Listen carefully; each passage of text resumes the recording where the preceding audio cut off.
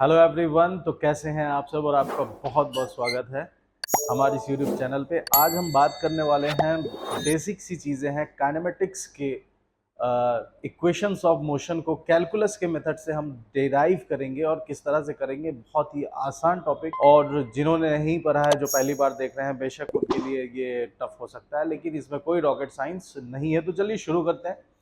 तो हम बात कर रहे हैं काइनेमेटिक्स के इक्वेशन ऑफ मोशन के बारे में, ठीक है। काइनेमेटिक्स के इक्वेशन ऑफ मोशन के बारे में। तो काइनेमेटिक्स का इक्वेशन ऑफ मोशन क्या है और कब हम लोग इक्वेशन ऑफ मोशन यूज करेंगे, तो मैं आपको दो चीजें बताता हूं। सबसे पहले एक्सेलरेशन जब नहीं होगा, मतलब एक्सेलरेशन क्या होगा, जीरो होगा।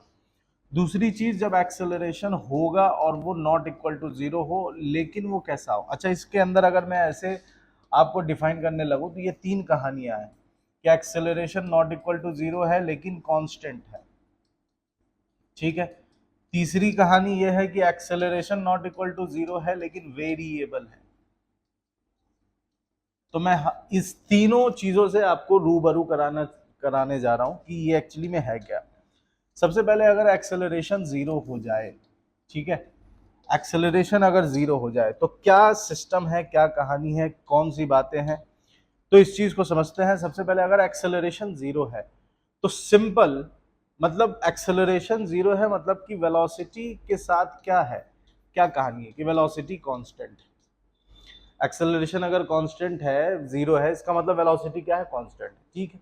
जब वेलोसिटी कांस्टेंट है और acceleration not equal to zero, लेकिन यहां पर वेलोसिटी क्या हो जाएगा, वेरिएबल हो जाएगा, और वेलोसिटी यहां पर भी वेरिएबल होगा।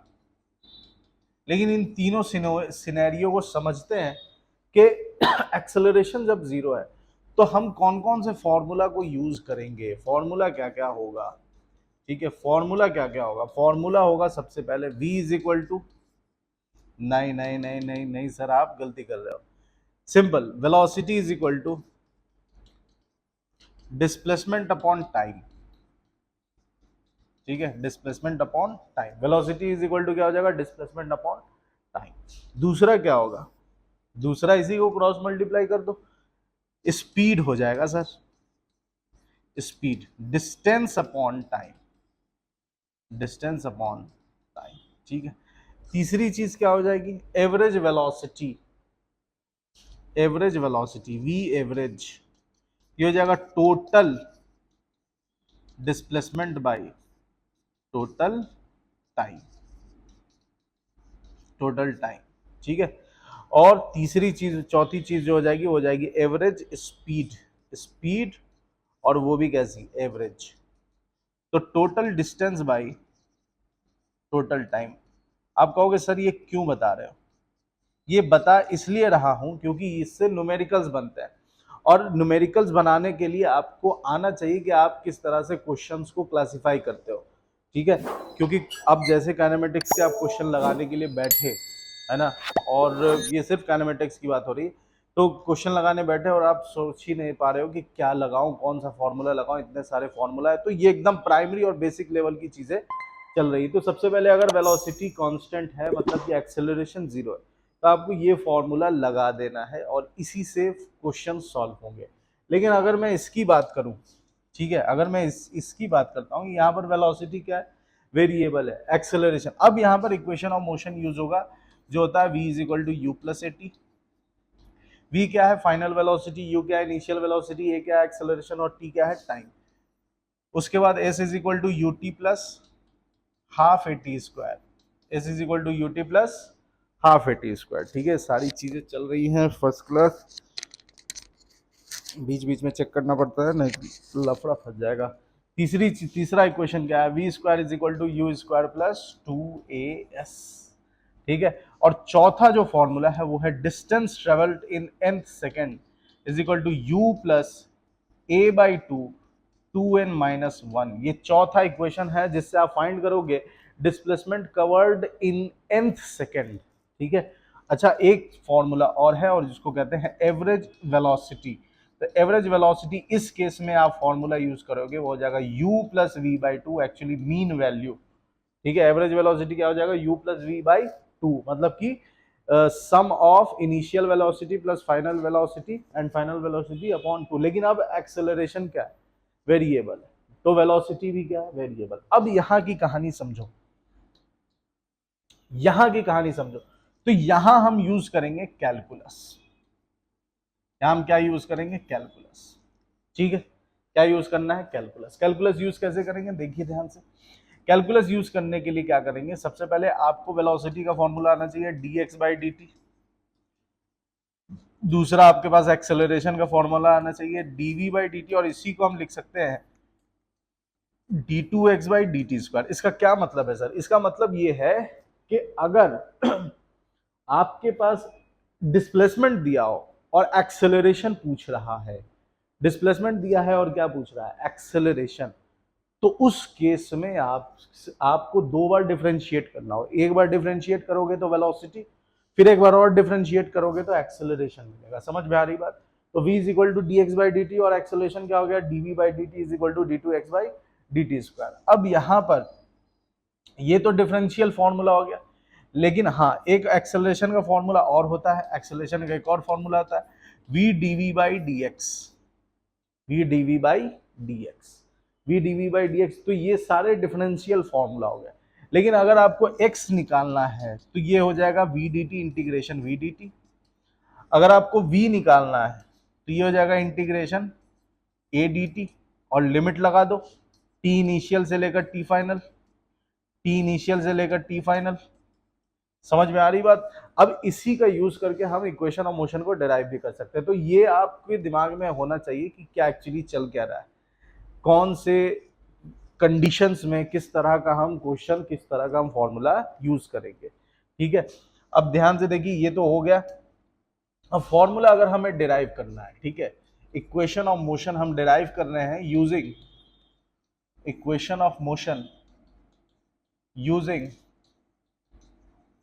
Equation of motion using calculus, equation of motion using calculus. Calculus का यूज करके हम इक्वेशन ऑफ मोशन डिराइव करेंगे। तो सबसे पहले क्या आता है, v is equal to u plus a T.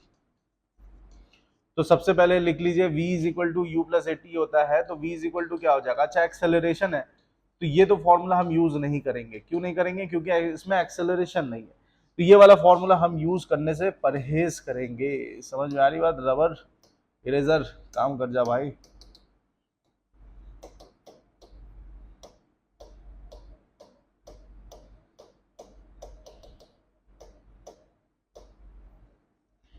बहुत मुश्किल से आता है ये। चलो देखो, v is equal to u plus a t, तो सबसे पहले एक्सेलरेशन का फॉर्मूला लिखो dv by d T.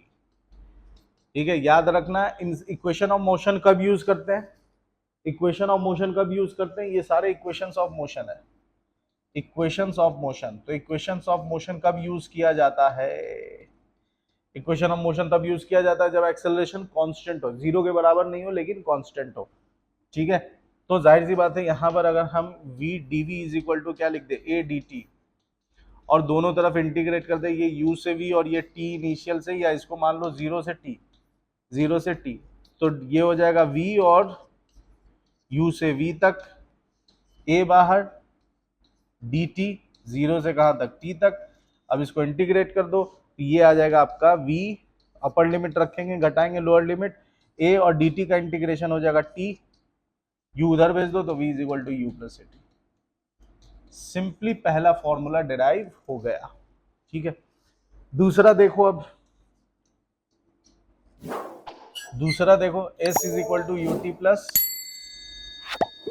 s is equal to u t plus half a t square. ये कैसे होगा, इसमें t भी है और इसमें u भी है, तो इसमें कोई रॉकेट साइंस नहीं है, फॉर्मूला हम यही वाला लेंगे। ठीक है, फॉर्मूला हम यही वाला लेंगे।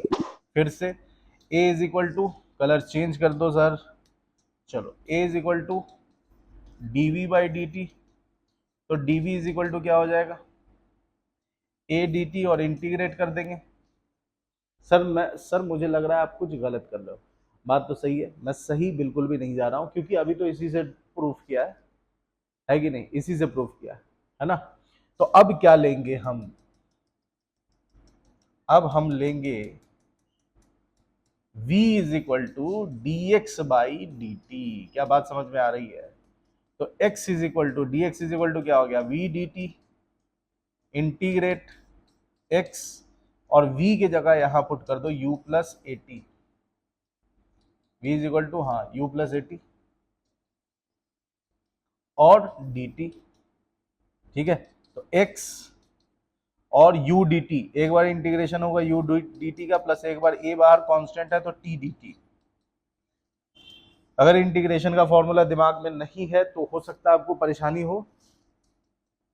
x is equal to u t, इसका इंटीग्रेशन क्या आ जाएगा u t, और इसका आ जाएगा प्लस a, और ये हो जाएगा टी स्क्वायर बाई टू, इसका इंटीग्रेशन क्या हो जाएगा टी स्क्वायर बाई टू। ये कहां से कहां तक है, तो टाइम इंटीग्रेट करना है तो 0 से t ही ले लो, तो x इज इक्वल टू कितना आ गया you t plus half a T square. क्या बात समझ में आ रही है? ये हो गया। तीसरा जो है वो क्या है, देखो अब तीसरा है v square is equal to u square plus two s. इसको इंटीग्रेट करना है, इसके लिए कौन सा फॉर्मूला यूज करेंगे, तो इसके लिए फॉर्मूला यूज करेंगे is equal to v d v by d x, v d v by d x, तो क्रॉस मल्टीप्लाई कर दिया a d x is equal to v d v, integrate कर दो, ये इंटीग्रेट करो 0 से x तक, और ये इंटीग्रेट करो u से v तक, बस कहानी खत्म। इसको में a कांस्टेंट आपको पता होगा, कांस्टेंट एक्सेलरेशन है, तो एक्सेलरेशन का कांस्टेंट का इंटीग्रेशन डिफरेंशिएशन नहीं होता है, उसको बाहर कर देंगे, तो dx का इंटीग्रेशन हो जाएगा x, और ये हो जाएगा v स्क्वायर। डायरेक्ट कर दूं, आप लोग समझदार बच्चे हो, तो v स्क्वायर और u से लेकर v तक, तो हो जाएगा 2ax, s को s से रिप्लेस कर दिया, और ये हो गया v square minus u square, तो इसको अरेंज करके लिख दिया v square is equal to u square plus 2as। क्या बात समझ में आ रही है? तो ये तीन इक्वेशंस ऑफ मोशंस डिराइव हो गए हैं। तो कब कौन सा फॉर्मूला यूज करना है और इसका डेरिवेशन कैलकुलस के मेथड से कैसे हुआ, उम्मीद करता हूँ ये बेहतरीन अंदाज में आपको समझ में आ गया होगा। तो मेरे साथ बने रहने के लिए thank you so much and good bye.